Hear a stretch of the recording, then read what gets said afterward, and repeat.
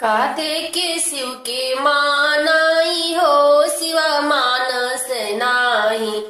काते के शिव के मानाई हो शिवा मानस नाही। कादे के शिव के मानाई हो शिवा मानस नाही। पूड़ी कचौड़ी शिव के मन ही ना भावे। बर्फी जिलेबी शिव के मन ही ना भावे। भंगिया के गोला कहाँ पाई हो शिवा मानस नाही। भंगिया के गोला कहाँ पाई हो शिवा मानस नाही।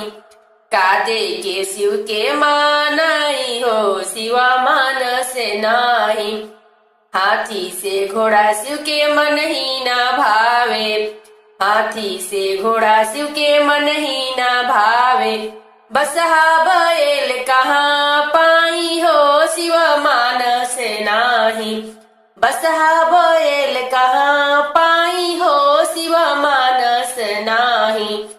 कादे के शिव के मानाई हो शिवा मानस नाही। धोती से कुर्ता शिव के मन ही ना भावे। धोती से कुर्ता शिव के मन ही ना भावे।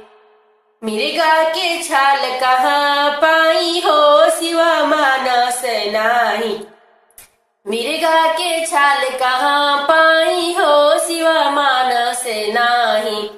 कादे के शिव के मानाई हो शिवा मानस नाही।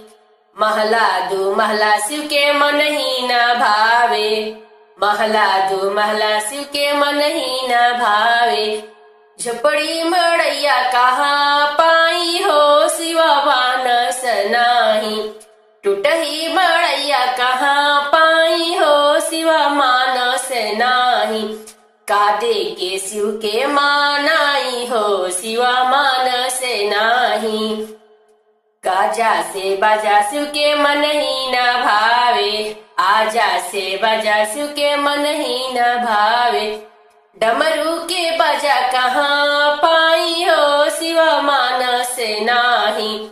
डमरू के बाजा कहाँ पाई हो शिवा मानस नाही। कादे के शिव के मानाई हो शिवा मानस नाही।